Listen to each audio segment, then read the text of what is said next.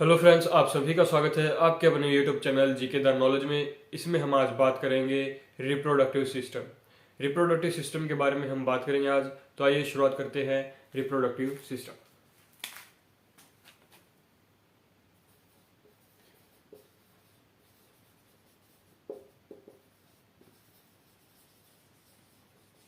Reproductive system यानी प्रजनन तंत्र। प्रजनन तंत्र, रिप्रोडक्टिव सिस्टम यानी प्रजनन तंत्र। तो इसमें बात करते हैं हम रिप्रोडक्शन की। रिप्रोडक्शन यानी प्रजनन की हम बात करेंगे। प्रजनन यानी रिप्रोडक्शन। रिप्रोडक्शन क्या होता है इसके बारे में हम देखेंगे। रिप्रोडक्शन क्या है? यह एक बायोलॉजिकल प्रोसेस है। रिप्रोडक्शन क्या है? एक बायोलॉजिकल प्रोसेस है जिसमें एक जीव अपने ही जैसे दूसरे जीव को जन्म देकर अपनी प्रजाति को बढ़ाता है। एक जीव अपने ही जैसे दूसरे जीव को जन्म देकर अपनी प्रजाति को बढ़ाता है, उसको रिप्रोडक्शन यानी प्रजनन कहते हैं। यह एक बायोलॉजिकल प्रोसेस है, यह एक जैविक प्रक्रिया है। जैविक प्रक्रिया यानी बायोलॉजिकल प्रोसेस है। यह एक जैविक प्रक्रिया या फिर कह सकते हैं बायोलॉजिकल प्रोसेस है जिसमें एक जीव अपने ही जैसे दूसरे जीव को जन्म देकर अपनी जाति को वृद्धि करता है।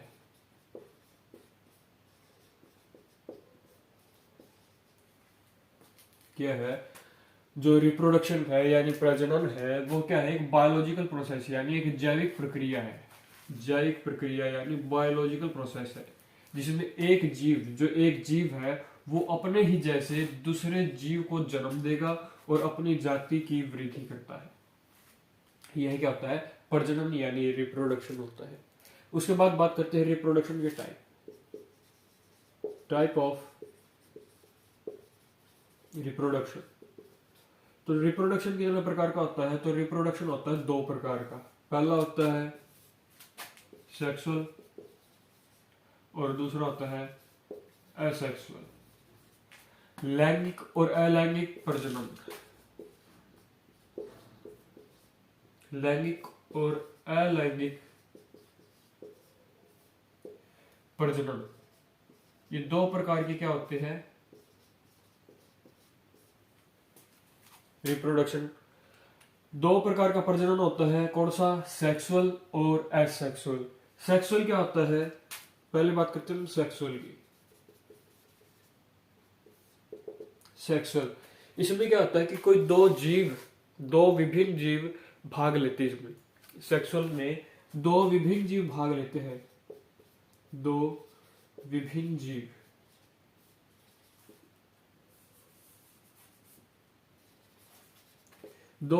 जीव भाग लेते हैं इसमें। ये कह सकते हैं two living organism take part. Two living organism take part. दो विभिन्न जीव भाग लेते हैं। इसमें सेक्सुअल ऑर्गन होते हैं। इसमें सेक्सुअल ऑर्गन होते हैं। सेक्सुअल ऑर्गन्स होते हैं। इसके अंतर्गत दो लिविंग ऑर्गेनिज्म भाग लेते हैं। इनमें सेक्सुअल ऑर्गन होते हैं। इसमें एक मेल एक फीमेल होता है। एक मेल और एक फीमेल गैमेट्स होते हैं।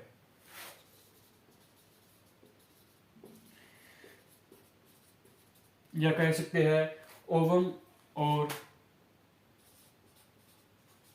Ovum plus sperm.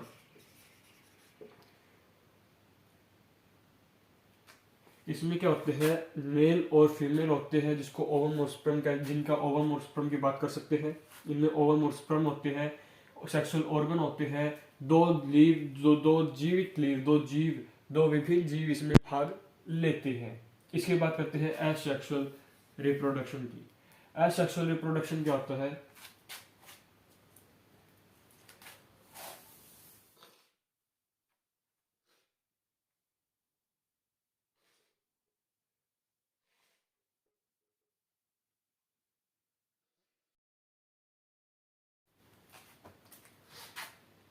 दूसरा है एसेक्सुअल। एसेक्सुअल इसमें क्या है, सिर्फ एक ही जीव भाग लेता है, एक ही जीव भाग लेता है। यूनिसेलुलर ऑर्गेनिज्म टेक पार्ट, एक ही जीव भाग लेता है, यानी इसमें कोई दो जीव नहीं होते, इसमें सेक्सुअल ऑर्गन नहीं होते, इसमें स्पर्म और ओवम का कोई कार्य नहीं होता, इन्फ्लेमेशन नहीं होती इनकी, ना ही तो इनमें सेक्सुअल ऑर्गन होते,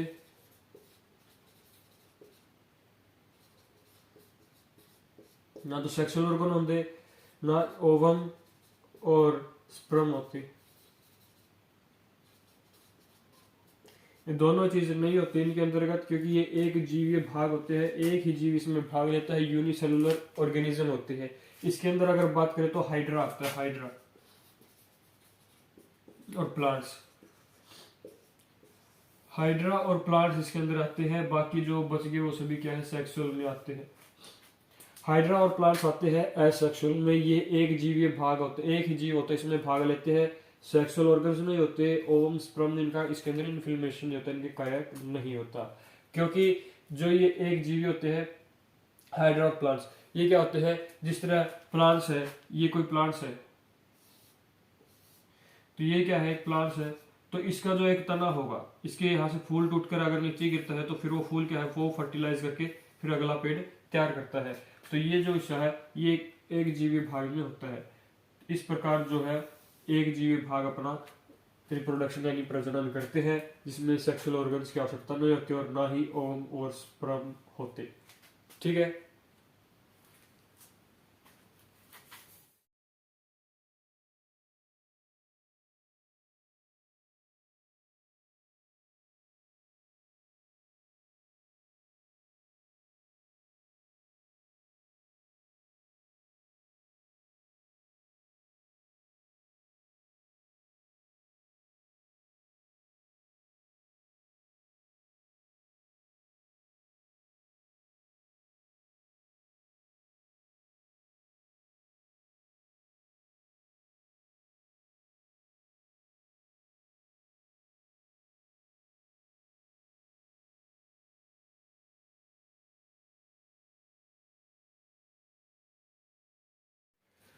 अब बात करते हैं इसके मेल रिप्रोडक्टिव पार्ट की।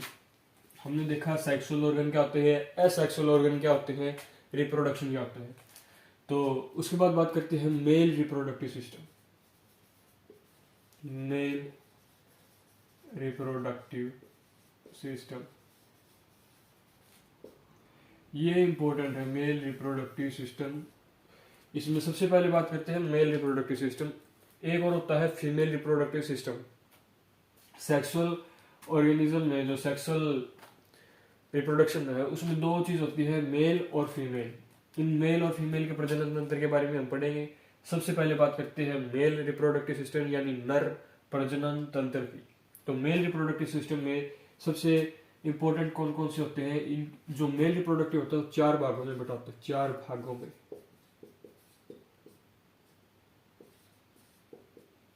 चार भागों में विभाजित होता है।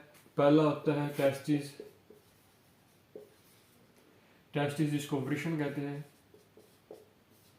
दूसरा होता है डक्ट्स, एसेसरीज डक्ट्स जिसको कहते हैं सहायक नलियां।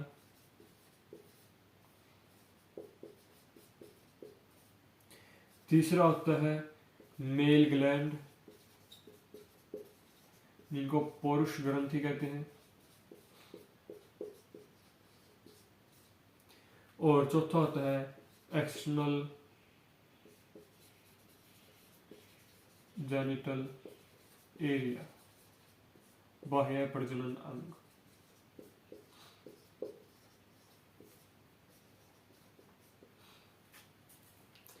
इन चार भागों में विभाजित होता है हमारा क्या, male reproductive system. Male reproductive चार भागों में विभाजित होता है।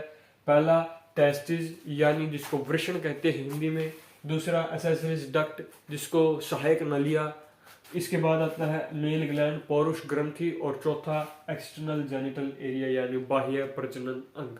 इन चार भागों में विभाजित होता है कौन कौन सा भाग, मेल रिप्रोडक्टिव सिस्टम चार भागों में विभाजित है। इसके में सबसे पहले हम बात करते हैं टेस्टिस की, और ये जो टेस्टिस है ये प्राइमरी ऑर्गन है, प्राइमरी सेक्स ऑर्गन है। टेस्टिस जो है प्राइमरी सेक्स ऑर्गन है, बाकी ये जो सभी है ये सेकेंडरी सेक्स ऑर्गन है।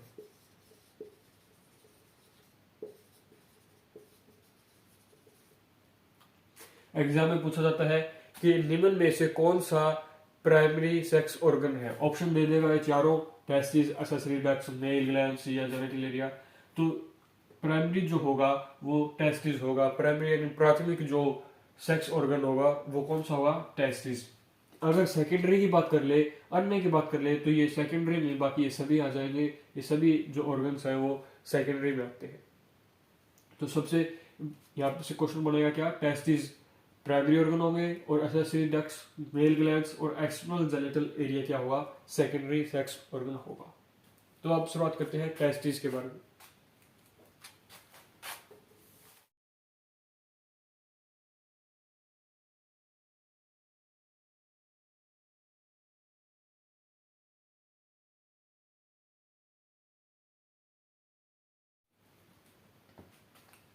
टेस्टिस यानी वृषण। इससे पहले एक डायग्राम बनाते हैं। ये क्या होंगे हमारे टेस्टिस, इनके ऊपर क्या आती है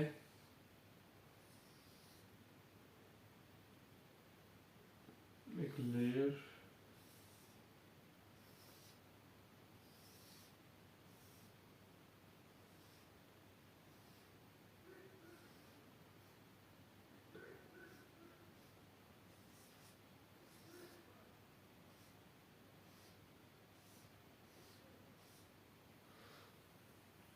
इसको कहते हैं टेस्टिस। टेस्टिस ये होती है एपिडाइडमिस, एपिडाइडमिस।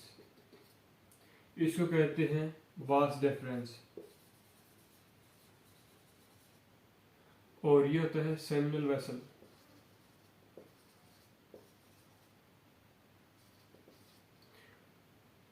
ये जो भाग हो गया हमारा एक्सटर्नल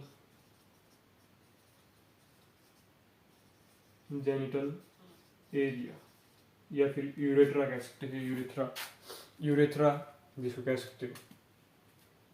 तो इसमें कौन कौन सा भाग होता है, ये जो भाग होता है टेस्टिस होता है, इसके अंदर की ओर क्या होता है, एपिडाइडमिस होता है, एपिडाइडमिस। और एपिडाइडमिस जो जुड़ा होता है किससे, इससे वास डिफरेंस से जुड़ा होता है एपिडाइडमिस, और एक वास डिफरेंस जुड़ी होती है किससे, एक्सटर्नल जेनिटल एरिया से। ठीक है, तो आइए शुरुआत करते हैं टेस्टिस की। टेस्टिस जो स्थित होता है वो स्क्रोटम में होता है, स्क्रोटम। स्क्रोटम में क्या होता है स्थिति, इसकी जो स्थिति होगी स्क्रोटम में होगी स्थिति, यानी यह बाहर की साइड, आउटसाइड, बाह्य, बाह्य यानी बाहर की ओर, आउटसाइड। जो टेस्टिस है वो बाहर की ओर होते हैं हमारे बॉडी पार्ट के बाहर की ओर होते हैं स्क्रोटम में, स्क्रोटम में स्थित होते हैं। स्क्रोटम क्या है, यह एक मांसपेशी से बना हुआ होता है, स्क्रोटम मांसपेशी का बना होता है, बाहर की ओर होते हैं। ये बाहर की ओर क्यों होते हैं, आउटसाइड क्यों होते हैं, आउटसाइड इसलिए होते हैं क्योंकि स्पर्म को बनने में, स्पर्म का बनते हैं, टेस्टिस में स्पर्म बनते हैं, और स्पर्म को बनने में जो तापमान होगा, सामान्य तापमान से 2 से 3 डिग्री सेल्सियस तापमान कम चाहिए। इसीलिए हमारी बॉडी के बाहर होते हैं, स्कोटम में स्थित होते हैं टेस्टिस की जो स्थिति होगी स्कोटम होगी, क्योंकि ये आउटसाइड के होते हैं, क्योंकि जो स्पर्म को बनने में जो हमारा बॉडी टेम्परेचर होता है, जो सामान्य टेम्परेचर होता है, उससे 2 से 3 डिग्री सेल्सियस जो तापमान है वो कम की आवश्यकता होती है, जिससे हमारे जो है स्पर्म तैयार होते हैं। तो टेस्टिस क्या करता है, टेस्टिस का क्या काम है, फंक्शन क्या है इसका, फॉर्मेशन ऑफ स्पर्म बनाने का कार्य कौन करता है, स्पर्म का निर्माण कौन करता है, टेस्टिस। क्वेश्चन पूछा जाता है कि स्पर्म का फॉर्मेशन कहाँ पर होता है, टेस्टिस में होता है, टेस्टिस में स्पर्म होता है। और इसकी लोकेशन पूछी जाती है कि ये कहाँ स्थित होता है, स्क्रोटम में होता है, यानी आउटसाइड भाग, जो आउटर साइड होता है, ये आउटसाइड होता है स्क्रोटम। इसकी स्थिति है, इंपॉर्टेंट है, पूछा जाता है। टेम्परेचर पूछा जाता है, बाहर के होते हैं, क्योंकि सामान्य तापमान से 2 से 3 डिग्री सेल्सियस तापमान कम होना चाहिए, ताकि ये स्पर्म का निर्माण कर सके।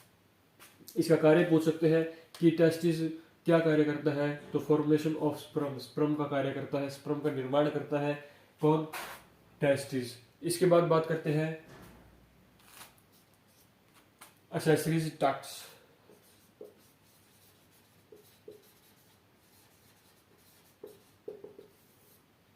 एक्सेसरीज डक्ट्स, जिसमें सबसे पहले आती है एपिडाइडमिस। पहले आती है एपिडाइडमिस क्या कार्य करती है, एपिडाइडमिस क्या करती है, जो टेस्टिस है इनमें से क्या होगा, स्पर्म निकलेंगे। यहाँ पर क्या होते हैं, स्पर्म इमैच्योर होते हैं, मैच्योर नहीं होते, इमैच्योर होते हैं। और एपिडाइडमिस में जाकर क्या होंगे, जो स्पर्म होंगे मैच्योर होंगे, sperm mature in epididymis. Sperm mature होते हैं एपिडाइडमिस में, जो टेस्टिस में स्पर्म बनते हैं वो मैच्योर नहीं होते, मैच्योर कहाँ पर होंगे, एपिडाइडमिस में। और ये एपिडाइडमिस क्या है, एक एक्सेसरी डक्ट है, सहायक नलिका है एपिडाइडमिस, जहाँ पर स्पर्म मैच्योर होते हैं। इसके बाद जो स्पर्म है कहाँ पर जाते हैं, वास डिफरेंस में। मैच्योर होने के बाद, आफ्टर मैच्योर होने के बाद जो स्पर्म है वो जाते हैं वास डिफरेंस में, वास डिफरेंस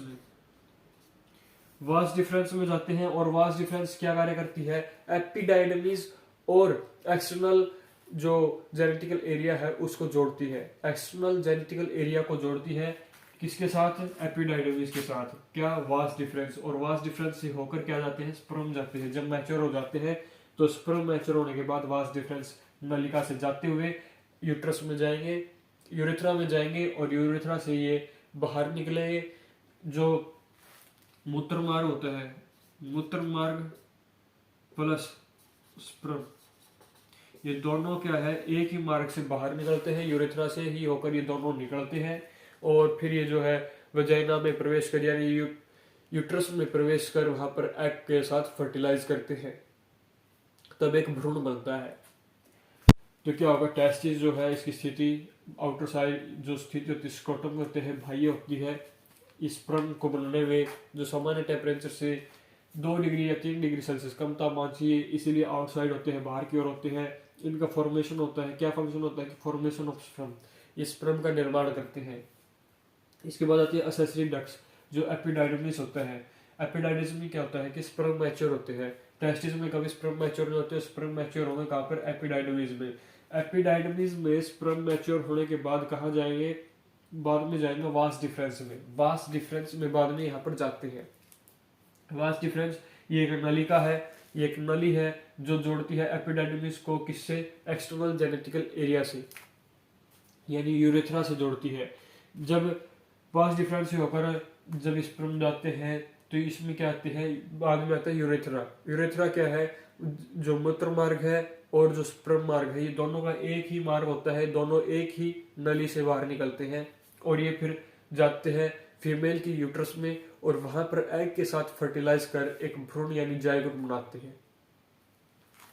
तो ये था मेल रिप्रोडक्टिव सिस्टम।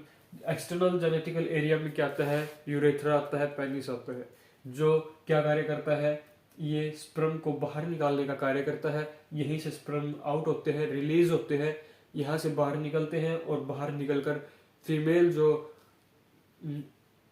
यूट्रस होता है, फीमेल के यूट्रस में जाकर ये क्या करते हैं, भाग लेते हैं, वहां पर फर्टिलाइज करते हैं। तो ये था टेस्टिस का। और इसमें एक होती है प्रोस्टेट ग्लैंड, मेल पुरुष ग्रंथियों में आती है prostate gland. Prostate gland, prostate gland क्या करती है, ये सिट्रिक एसिड रिलीज करती है, सिट्रिक एसिड रिलीज करती है और स्पर्म को डायरेक्शन प्रदान करती है, स्पर्म को डायरेक्शन प्रदान करती है। स्पर्म को डायरेक्शन प्रदान करने का काम होता है प्रोस्टेट ग्लैंड का। ये वन पेयर होती है, वन पेयर, एक जोड़ी प्रोस्टेट ग्लैंड होती है, ये पुरुष ग्रंथि है, वन पेयर होती है और स्पर्म को डायरेक्शन दिशा प्रदान करने का कार्य कौन करता है, ये प्रोस्टेट ग्लैंड करती है। तो ये था male reproductive system. I hope आपको ये वीडियो पसंद आई होगी। अगर आपको ये वीडियो पसंद आए तो लाइक शेयर सब्सक्राइब करना ना भूलें। धन्यवाद, जय हिंद।